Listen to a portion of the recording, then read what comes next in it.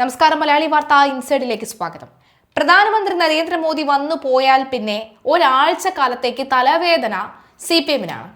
കാരണം ഒരു മുഖ്യമന്ത്രി എങ്ങനെയാകരുത് എന്ന് മാത്രം അറിയുന്ന, ജനങ്ങളോട് എങ്ങനെയാണ് പെരുമാറേണ്ടതെന്നും ഒരു പൊതുവേദിയിൽ എങ്ങനെയാണ് മറ്റുള്ളവരോട് പ്രസംഗിക്കേണ്ടതെന്ന് പോലും അല്ലെങ്കിൽ സംസാരിക്കേണ്ടതെന്ന് പോലും തന്നെ അറിയാതെ, അല്ലെങ്കിൽ ജനങ്ങൾ എന്താണോ കരുതുന്നത് അതിന് വിപരീതമായി ചെയ്യുക മാത്രം ചെയ്യുന്ന മുഖ്യമന്ത്രി പിണറായി വിജയൻ പ്രധാനമന്ത്രി നരേന്ദ്രമോദി വരികയും തൊഴുകയും ആൾക്കാരെ ആലിംഗനം ചെയ്യുകയും കെട്ടിപ്പിടിക്കുകയും ചിരിക്കുകയും സന്തോഷിക്കുകയും ഒക്കെ ചെയ്യുമ്പോൾ, ഇടപെടുകയും ഒക്കെ ചെയ്യുന്നത് കാണുമ്പോൾ ജനം അങ്ങ് കയറി ഇളകും.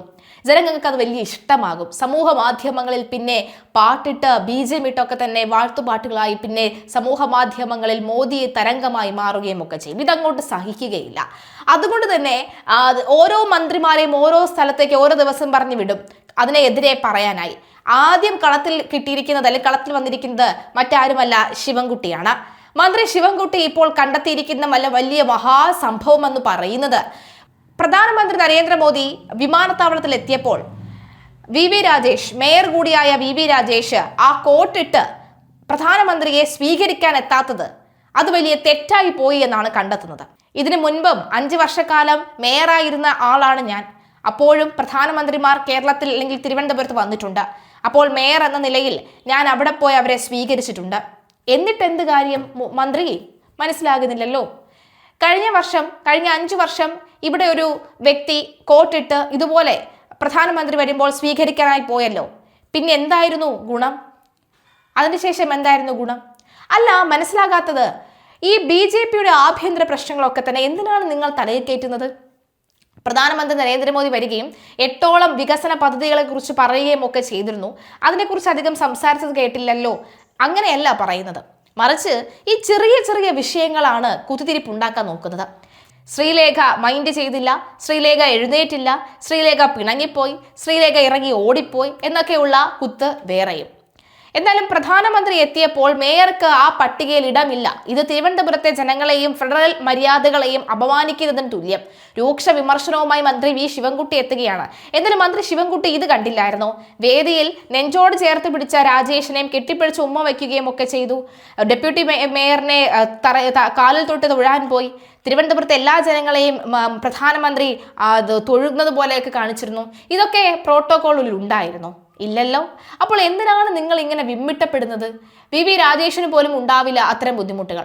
അദ്ദേഹം കൃത്യമായി പറയുന്നുണ്ട്, ഈ വിമാനത്താവളത്തിൽ പോകാതിരുന്നത് ഇവിടെ വലിയ സ്വീകരണം അദ്ദേഹത്തിന് ഉണ്ട്, അതുകൊണ്ടാണ്. അല്ലാതെ ചില പ്രോട്ടോകോൾ ലംഘനങ്ങൾ നടത്താൻ പാടില്ല, സെക്യൂരിറ്റി ഇഷ്യൂസ് ഉണ്ട്, അതുകൊണ്ടാണ് അദ്ദേഹം അവിടെ പോകാതിരുന്നത് എന്ന് വ്യക്തമായി പറയുന്നുണ്ടല്ലോ. അത് മാത്രമല്ല, പ്രധാനമന്ത്രി വന്നപ്പോൾ പ്രധാനമന്ത്രി ഇപ്പോൾ ഞെട്ടിച്ചുകൊണ്ട് ഒരു ഉഗ്രൻ കലക്കൻ പ്രസംഗമായിരുന്നല്ലോ VV രാജേഷ് പുറത്തുവിട്ടത്, അല്ലെങ്കിൽ VV രാജേഷ് പറഞ്ഞത്. അതിനെക്കുറിച്ചൊന്നും പറയാനില്ലേ? അല്ല, പ്രധാനമന്ത്രിമാർ വരുമ്പോൾ നിങ്ങളുടെ ഏതെങ്കിലും ഒരു ഏമാൻ ഇതുപോലെ കലക്കൻ പ്രസംഗം, ഊക്കൻ പ്രസംഗം കാഴ്ചവെക്കാൻ കഴിയൂ? ഇല്ല. അപ്പോൾ എന്താ നമ്മൾ ചെയ്യുന്നത്? ഈ പറയുന്ന പോലെ തന്നെ ചില കുറ്റങ്ങൾ അവിടെ ഇവിടെ ആരും ശ്രദ്ധിക്കാതെ പോയ ചില തെറ്റുകൾ, ചില കുറ്റങ്ങളൊക്കെ തന്നെ നമ്മൾ പൊക്കിപ്പിടിച്ച് നടക്കും. അതങ്ങോട്ട് ചീഞ്ഞു നാറുകയും ചെയ്യും. എന്തായാലും തിരുവനന്തപുരം കോർപ്പറേഷൻ ഭരണം BJP പിടിച്ചാൽ ഔദ്യോഗിക വസ്ത്രം അണിഞ്ഞ് മേയർ പ്രധാനമന്ത്രി വിമാനത്താവളത്തിൽ സ്വീകരിക്കുമെന്നായിരുന്നു തെരഞ്ഞെടുപ്പ് കാലത്ത് അവർ വ്യാപകമായി പ്രചരിപ്പിച്ചത്. എന്നാൽ പ്രധാനമന്ത്രി എത്തിയപ്പോൾ നഗരത്തിന്റെ പ്രഥമ പൗരനായ മേയർക്ക് ആ പട്ടികയിൽ ഇടമില്ല. ഇത് തിരുവനന്തപുരത്തെ ജനങ്ങളെയും ഫെഡറൽ മര്യാദകളെയും അപമാനിക്കുന്നതിന് തുല്യമാണ്. BJP-യിലെ ഗ്രൂപ്പിസമാണോ മേയറെ ഒഴിവാക്കിയതിന് പിന്നിലെന്നും അതോ VV രാജേഷ് പ്രധാനമന്ത്രിയെ സ്വീകരിക്കാൻ മാത്രം സ്റ്റാറ്റസ് ഇല്ലാത്ത മേയർ ആണോ എന്നും ശിവൻകുട്ടി ചോദിച്ചു. 45 ദിവസത്തിനകം പ്രധാനമന്ത്രി നേരിട്ടെത്തി വികസന ബ്ലൂ പ്രിന്റ് പ്രഖ്യാപിക്കുമെന്നായിരുന്നു BJP നേതാക്കളുടെ അവകാശവാദം. എവിടെ ബ്ലൂ പ്രിന്റ്? തെരഞ്ഞെടുപ്പ് കാലത്തെ വാഗ്ദാനങ്ങൾ പാലിക്കാൻ ബാധ്യതയില്ല എന്ന നിലപാട് BJP ആവർത്തിക്കുകയാണെന്നും മന്ത്രി പറയുകയാണ്. അത് ബ്ലൂ പ്രിന്റ് കണ്ടില്ല കേട്ടോ. ഇനി ബ്ലൂ പ്രിന്റ് അഥവാ തന്ന എന്ത് പറയും? ഇവർ പറയും ഇത് തിരഞ്ഞെടുപ്പ് സ്റ്റണ്ടാണെന്ന് പറയും. ഈ തിരഞ്ഞെടുപ്പ് സ്റ്റണ്ടാണെന്ന് പറയുകയും അതിനെ വിമർശിക്കുകയും ഒക്കെ ചെയ്യും. അപ്പോൾ പിന്നെ ഇതാണ്, അതായത് ആരും വിചാരിക്കരുത് 45 ദിവസത്തിനകം നരേന്ദ്രമോദി വന്നു എന്നതിലല്ല, വന്നിട്ട് എവിടെ ബ്ലൂ പ്രിന്റ് എന്നായിരുന്നു ചോദ്യം. എന്തായാലും നിങ്ങൾ ഈ കിടന്ന് പൊട്ടിക്കരങ്ങിട്ടും മെഴുകിയിട്ടും ഒരു കാര്യവുമില്ല. ജനങ്ങളെല്ലാം കണ്ട് ബോധ്യപ്പെട്ടിരിക്കുകയാണ്. എന്തായാലും ഇതിനിടയ്ക്ക് പ്രധാനമന്ത്രി ചെയ്ത ചില പ്രവർത്തനങ്ങൾ ഇപ്പോൾ സമൂഹ മാധ്യമങ്ങളിലൊക്കെ തന്നെ വൈറലാണ്. അതിനിടയിലാണ് ഈ സന്ദീപ് വാചസ്പതിയുടെ ഒരു പോസ്റ്റ് വൈറലായിക്കൊണ്ടിരിക്കുന്നത്.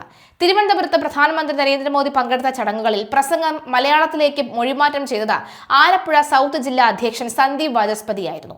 തികച്ചും വ്യത്യസ്തവും പ്രധാനമന്ത്രിയുടെ സൂക്ഷ്മത വെളിപ്പെടുത്തുന്നതുമായ ഒരു അനുഭവമാണ് സന്ദീപ് പങ്കുവച്ചത്. ഒരു ദിവസം പ്രധാനമന്ത്രിയുടെ 2 പ്രസംഗങ്ങൾ പരിഭാഷപ്പെടുത്താനുള്ള അപൂർവ അവസരം ലഭിച്ചത് തനിക്കാണെന്ന് അദ്ദേഹം ഫേസ്ബുക്കിൽ കുറിക്കുകയാണ്. മോദിജി എന്തുകൊണ്ട് അമാനുഷികനാകുന്നു എന്ന സംശയത്തിൽ ഒരു ഉത്തരം ഇന്നത്തെ പരിപാടിയിൽ നിന്ന് ലഭിച്ചുവെന്നും വാചസ്പതി അഭിപ്രായപ്പെടുകയാണ്. കേന്ദ്ര സർക്കാർ പദ്ധതികളുടെ പ്രഖ്യാപന ചടങ്ങിലും പാർട്ടിയുടെ പ്രവർത്തക സമ്മേളനത്തിലുമായിരുന്നു സന്ദീപ് വാചസ്പതി പ്രധാനമന്ത്രിയുടെ പ്രസംഗങ്ങൾ പരിഭാഷപ്പെടുത്തിയത്. പരിഭാഷ തുടങ്ങി 30-ാം സെക്കൻഡിൽ പ്രധാനമന്ത്രിയുടെ ഭാഗത്തു നിന്നുണ്ടായ അപ്രതീക്ഷിത ഇടപെടൽ അദ്ദേഹത്തെ അത്ഭുതപ്പെടുത്തി. സന്ദീപിന്റെ ശബ്ദം സദസ്സിനെ വ്യക്തമായി കേൾക്കുന്നില്ലെന്നും അത് ശരിയാക്കാൻ മൈക്ക് ഓപ്പറേറ്ററോട് പറയണമെന്നും മോദി നിർദ്ദേശിക്കുകയായിരുന്നു. എങ്ങനെയാണ് പ്രധാനമന്ത്രിക്ക് അത് മനസ്സിലായത് എന്ന് തനിക്ക് ഇപ്പോഴും മനസ്സിലായിട്ടില്ലെന്ന് വാചസ്പതി പറയുന്നു.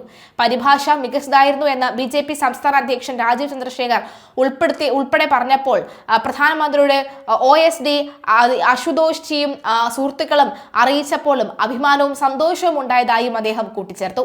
മോദിജി എന്തുകൊണ്ട് അമാനുഷികൻ എന്ന് വിളിക്കപ്പെടുന്നു എന്ന ചോദ്യത്തിനുള്ള ഉത്തരമാണ് ഇത്തരം ചെറിയ കാര്യങ്ങളിലെ അദ്ദേഹത്തിന്റെ വലിയ ശ്രദ്ധയെന്നാണ് സന്ദീപിന്റെ കുറിപ്പിൽ പറയുന്നത്.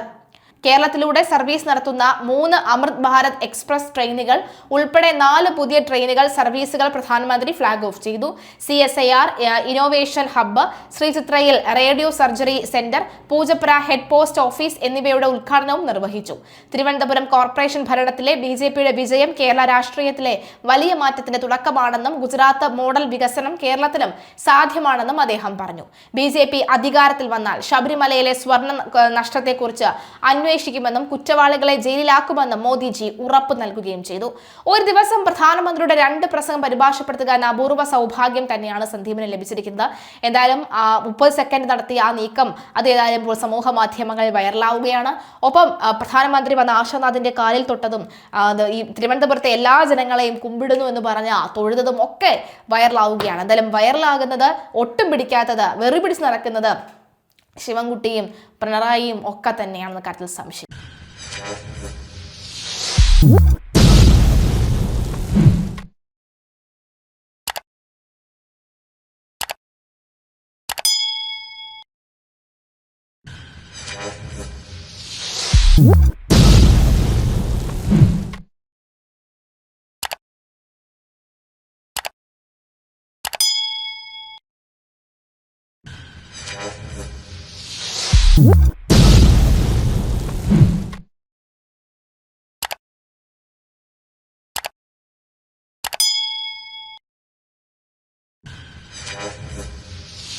What?